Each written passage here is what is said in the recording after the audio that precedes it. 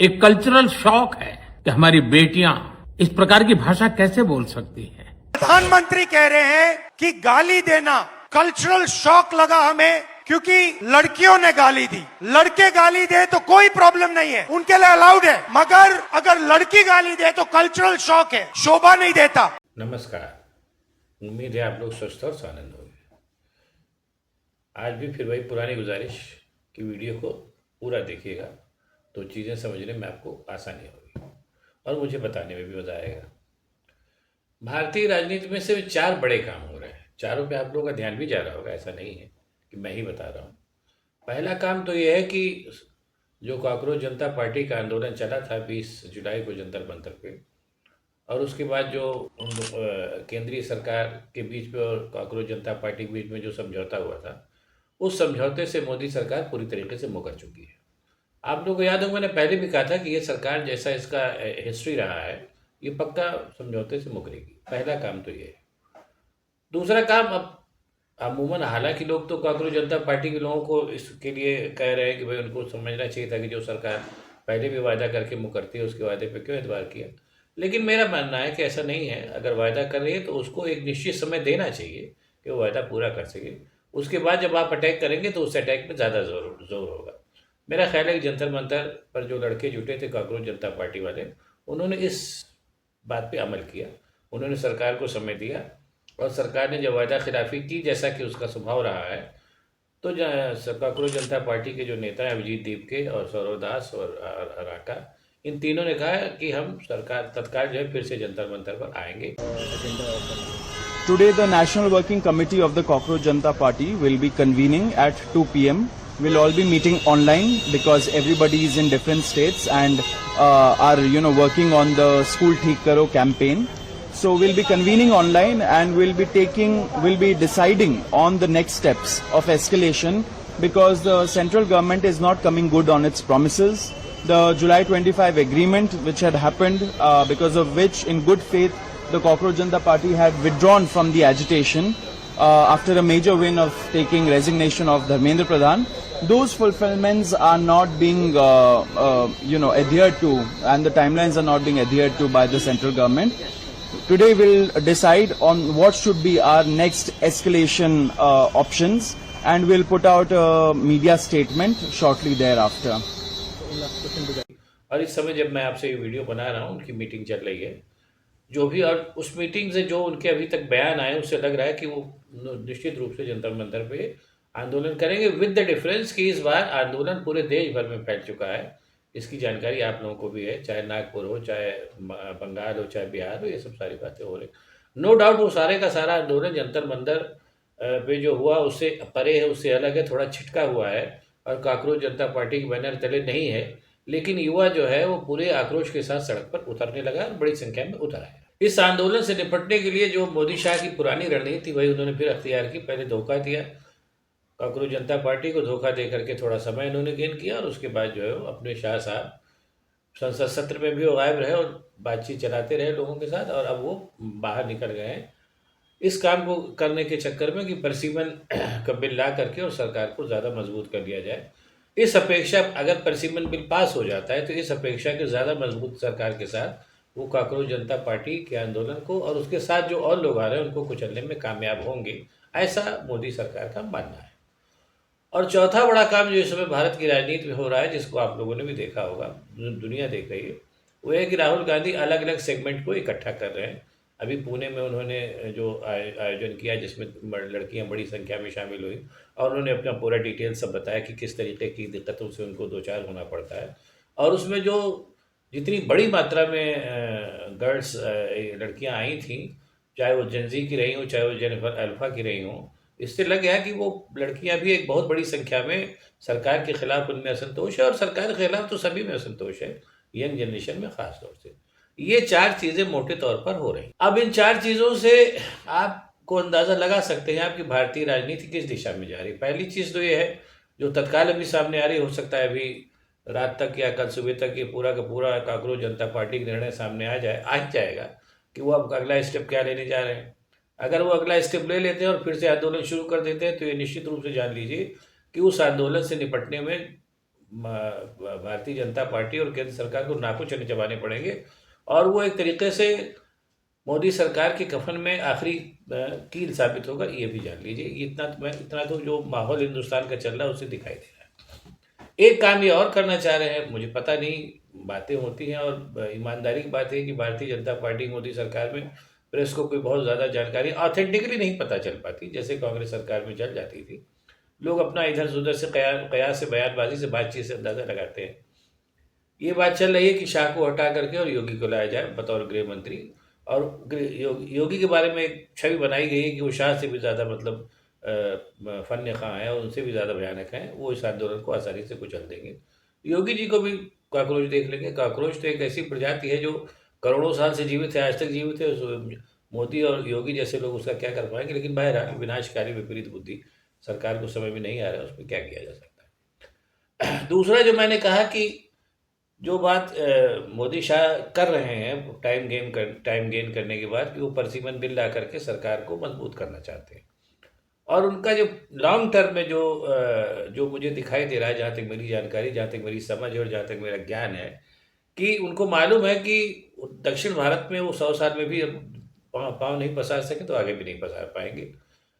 वो दक्षिण भारत के मुख्यमंत्रियों से बातचीत करके किसी तरीके से उनको फंसाने के चक्कर में है कि वो परसिमन बिल में वो भी वोट दे दें, तो परसिमन बिल पास हो जाए, तो उससे पूरा जो दक्षिण भारत है, दक्षिण भारत को छोड़ करके उत्तर भारत पे पूरा कब्जा हो जाएगा भारतीय जनता पार्टी का। हिंदी पट्टी जिसको आप दौरे में बोलते हैं, और हिंदी पट्टी की सीटें जब बढ़ जाएंगी तो हिंदी पट्टी की बड़ी सीटों के आधार पर भारतीय जनता पार्टी लंबे समय तक सत्ता में बनी रहेगी। अच्छा, ऐसा करना उनकी मजबूरी भी है, इसलिए कि इतने धतकर्म वो कर चुके हैं कि अगर वो सत्ता से बाहर आए तो मोदी शाह नहीं, बहुत से लोगों का क्या हाल होगा ये वो भी जानते हैं, और इसीलिए वो चाहते हैं कि किसी भी कीमत पे सत्ता बनी रहे। एक तो ये बात हो गई, लेकिन दूसरी चीज़ ये भी हो रही है कि जो पैरेलल चल रही है इस पूरे आंदोलन के, कि राहुल गांधी जो तमाम सेगमेंट्स पे जा कर के लोगों को जगा रहे हैं, उससे एक बहुत बड़ा जो मतलब जिसको कह लीजिए एक आंदोलन जैसा तो नहीं कहेंगे, लेकिन एक एवेकनिंग हो रही है कि सारे लोग जान रहे हैं कि क्या हो रहा है क्या नहीं हो रहा है, और उसके चलते कांग्रेस का भी जो वो है पुनर्जीवन बहुत तेज़ी से उसमें आ रहा है, और राहुल गांधी की छवि जो है लगातार मोदी से कहीं ज़्यादा बड़ी हो गई आज की तारीख में, आगे और हो जाए एक तो। और वो सारे के सारे लोग जो है कहीं ना कहीं जो कांग्रेस जनता पार्टी का आंदोलन होगा, कालांतर में होगा ही, जो जिस हिसाब से मोदी शाह चल पड़े, उसमें राहुल गांधी का समर्थन भी होगा, और वो समर्थन राहुल गांधी ने अभी तक दिया भी है पूरी तरीके से, क्योंकि राहुल गांधी ने ही, आप लोगों को अगर याद होगा, राहुल गांधी ने अपील की थी कि भाई अब जब यंग जनरेशन सामने आएगी तभी हम लोग कुछ कर सकते हैं। और राहुल गांधी की बात से, या जिससे भी कह लीजिए, राहुल गांधी की बात भी कह सकते हैं, इन सारी अपीलों से जब कांग्रेस जनता पार्टी सामने आई तो राहुल गांधी ने इस बात को उचित समझा कि उनका पूरी तरीके से साथ दिया जाए। अभी साहिल का जो FIR कराने खुद राहुल गांधी गया और 7 घंटे वहीं बैठे रहे, उसके बाद FIR हुई। इस तरीके से राहुल गांधी ने भी संदेश दे दिया है कि वो पूरी तरीके से जनजी आंदोलन के साथ है और किसी भी हद तक उनके आंदोलन को प्रोटेक्ट करने के लिए जाएंगे। नमस्कार, कैसे हैं जी आप? नमस्कार नमस्कार। ये भैया FIR है, ये फाइल करना है, इनको छर्रे लगे हैं। ये कह रहे हैं कि यहाँ आए थे, इनकी माँ आई थी, ये आई थी, ये लॉयर है इनकी। ये जो प्रोटेस्ट में गोली चली थी उसमें इसको लगी है, तो ये FIR फाइल करना चाहते हैं, तो ये कर दीजिए प्लीज। सर, ये क्राइम ब्रांच में हो चुकी है क्या? नहीं सर, नहीं हुई है। Sir, we have gone to crime branch. उन्होंने बोला आपको कंप्लेंट इधर देनी पड़ेगी, you can forward it to the crime branch, you have to take the complaint at least. यानी करिए करिए, जब तक होगा मैं नहीं जा रहा हूँ। कंप्लेंट तो इनका हक है सर, रिसीविंग दे दीजिए आप हमें इस पे एक्नॉलेजमेंट नंबर पे। परमिशन क्या लेनी है आपको? किससे परमिशन ले रहे हैं? कंप्लेंट तो हक है। हाँ? नहीं, इस चीज़ क्यों? बुलाइए बुलाइए।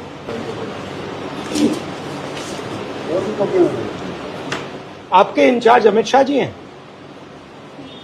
डिपार्टमेंट को अमित शाह चलाते हैं, तो फिर उनकी फोटो क्यों है यहाँ पे?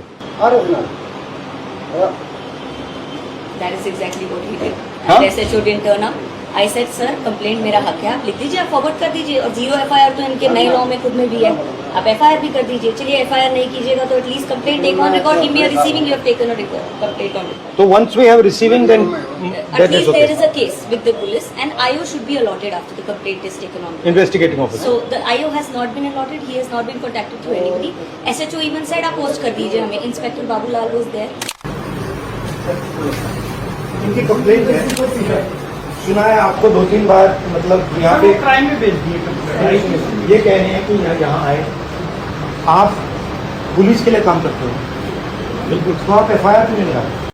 एक चीज समानांतर रूप से और हो रही है, इस पे भी आप लोगों ने ध्यान दिया होगा कि इस व्यवस्था की पोल पूरी तरीके से खुलने लगी है। अभी स्कूल खोलो आंदोलन जो इसको शुरू किया है आपके क्या नाम है जेंजी ने, जिसमें राजस्थान के स्कूल में देखा कि भैंस के तबेले में स्कूल चल रहा था, ये सब सारी बातें हुई। वो उससे चलते पूरी तरीके व्यवस्था की पोल खुल रही है। जैसे अभी आपके उत्तर प्रदेश में योगी जी ने बड़े ही घमंड से कहा था कि मैंने सब स्कूलों को कायाकल्प करा दिया है। उसी में एक लड़का उनके स्कूल की जब उसने वीडियो दिखाई तो उस पर FIR हो गया। ये सब भी हो रहा है क्योंकि झूठ बोलने में लोग माहिर हैं, ये बात तो है। अब कुल मिलाकर के जो स्थिति दिख, और एक सबसे बड़ी बात जो हुई है, जो बात जिसको बहुत मुश्किल से बचा रहे थे योगी और शाह, इनके सामने का सबसे बड़ा विरोधाभास ये है कि ये एक दिखाना चाहते हैं कि लोकतांत्रिक भारत को ये गवर्न कर रहे हैं, जबकि इनका गवर्नेंस का तरीका पूरी तरीके से ऑटोक्रेटिक और तानाशाही है। ये जो कांग्रेस जनता पार्टी का आंदोलन चला उसमें, और उसमें जो लाठियाँ वाठियाँ बरसी, पैलेट गन और कील वाली लाठियाँ वाठियाँ चलाई गई, अब आजकल उसका सोशल मीडिया का ज़माना है, ये बात पूरी दुनिया भर में फैल गई कि दरअसल हिंदुस्तान का शासन जो है तानाशाही पूर्ण है। और जो स्कूल ठीक करो अभियान चल रहा है, उस स्कूल ठीक करो अभियान के चलते भी स्कूलों की जो दुर्दशा है वो भी पूरी तरीके से दुनिया भर में लोग उसको देख रहे हैं कि गवर्नेंस का स्तर कितना निचले स्तर तक जा चुका है कि जो गवर्नमेंट सरकारी स्कूल तक नहीं चला पा रही वो आगे क्या करेगी। ये तो अब एक मैं आपको एक आखिरी बात बता के फिर बात को ख़त्म करूँगा। दरअसल चक्कर क्या है कि मोदी सरकार इस समय बड़े ज़बरदस्त विरोधाभास में फंस गई है। बीच बीच में टुकड़े टुकड़े करके आपको बताता चलूँगा, ये बहुत बड़ी लंबी दास्तान एक साथ तो नहीं बता सकता हूँ, बताना उचित भी नहीं होगा। मोदी सरकार पूरी तरीके से अडानी अंबानी के को, जैसे अडानी अंबानी उनके जैसे 25 घराने हैं, उनको फ़ायदा पहुंचाने के लिए सांप्रदायिकता के आवरण पे आई है। मतलब एक तरीके से धर्म का आवरण लेकर के और उसमें मोदी अडानी अंबानी जैसों को फ़ायदा पहुंचाने के लिए सरकार आई। ये काम उसने पिछले 12 सालों में जम के किया भी, नतीजा ये हुआ कि हिंदुस्तान की इकोनॉमी बैठ गई। अब उस इकोनॉमी को बैठाने में और इस तरीके की सरकार चलाने में जो जनता के साथ जो इन लोगों ने धोखा किया और साथ ही साथ सिस्टम के साथ जो धोखा किया, वो धोखा अब इन पे भारी पड़ने लगा है। नंबर 1 और नंबर 2 एक चीज़ और भी हुई है कि पूरे सिस्टम को इन्होंने अपने कंट्रोल में तो कर लिया, उसका फ़ायदा भी इनको मिला। सुप्रीम कोर्ट भी जो है कांग्रेस जनता पार्टी के खिलाफ धोखा देने लगा, ये सब सारी बातें हुई। लेकिन पूरी तरीके से सिस्टम के खिलाफ जो लोग खड़े रहते वो भी सब चीज़ों को जान गए। आपके CGI तमाम जगहों से जो कानून पढ़ रहे लड़के हैं उन्होंने कहा कि हम इनके हाथ से क्या नाम है डिग्री नहीं लेंगे। ये सब सारी चीज़ें हो रही। ये जो पूरा विरोधाभास भारतीय राजनीति का चल रहा है, ये विरोधाभास इसको ठीक किया जा सकता था अगर कांग्रेस जनता पार्टी का मूवमेंट को कायदे से इन लोगों ने लिया होता, मोदी सरकार ने। क्योंकि ये लड़के हैं, इनकी डिमांड है कि व्यवस्था को ठीक करो, उसमें कोई दिक्कत की बात है नहीं।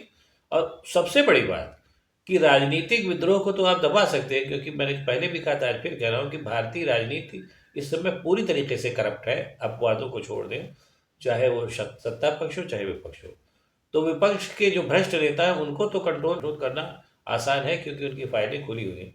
लेकिन इन लड़कों को कंट्रोल करना ऑलमोस्ट नामुमकिन है, क्योंकि इनके पास खोने के लिए कुछ नहीं है। इस भीड़ से निपटने का केवल एक तरीका है कि इनकी मांगे मान ली जाए और इनको अच्छी गवर्नेंस इनको दी जाए, जो मोदी और शाह करने के मूड में बिल्कुल नहीं दिखाई दे रहे हैं, जिसका नतीजा उनको बहुत बुरा झेलना पड़ेगा। ये तो मैं कह सकता हूँ।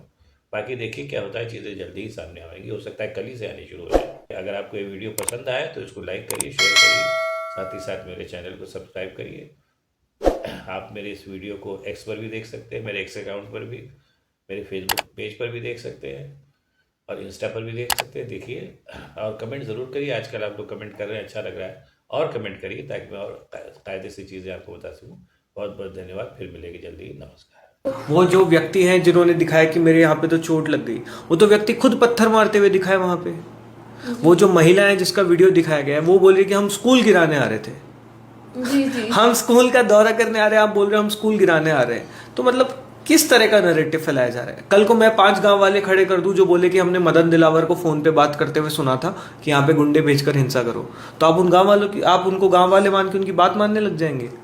जब क्लियरली, और मैंने अगेन ट्विटर पे आप जाके मेरे चेक करिए, लालचंद शर्मा है, पूर्व पार्षद है, कौन सी पॉलिटिकल पार्टी का है, वही व्यक्ति वहां पर खड़ा है, उसका वीडियो है बकायदा। जो व्यक्ति वहां पर गुंडागर्दी किया है, ग्रीन शर्ट में था, उसके बाद वो शर्ट भी बदल के आया। आप सोचिए किस तरह से प्लान था। शर्ट बदल के आए हैं वो व्यक्ति, वो महानुभाव। पहले वहां पे पत्थरबाजी की, लोगों को मारा पीटा, हाथ में डंडे थे उसके, फिर उसके बाद शर्ट बदल के अपने यहाँ पे एक पट्टी लगा के आके बोल रहे हैं कि देखो अरे मेरे को तो बहुत मारा। अरे लगेगी जब तुम पत्थरबाजी करोगे तो तुम्हें पत्थर से खुद की ही लग गई तुम्हारे। तो वो एक पूरा नैरेटिव फैलाने की कोशिश की जा रही है। लेकिन अगेन ये जनरेशन बहुत स्मार्ट जनरेशन है और इसीलिए आज जो भी हुआ वो सब कैमरा पे कैप्चर्ड है। हमने कुछ भी अपने मन से कुछ नहीं बोला, सब कुछ कैमरा पे कैप्चर्ड है। आप जाके देखिए, अगर आप बोल रहे हैं कि सीजेपी वाले गुंडागर्दी कर रहे थे, आप हमें वीडियो दिखाइए। हम बोल रहे हैं कि भाजपा के लोग गुंडागर्दी कर रहे थे क्योंकि हमारे पास वीडियो है। आपके पास अगर वीडियो है कि हम वहां पर कुछ गुंडागर्दी करने गए थे, मारपीट करने गए थे, तो उसका वीडियो दिखाइए, वरना आपका प्रोपेगेंडा 12 साल से जो चल रहा है वो अब नहीं चलेगा।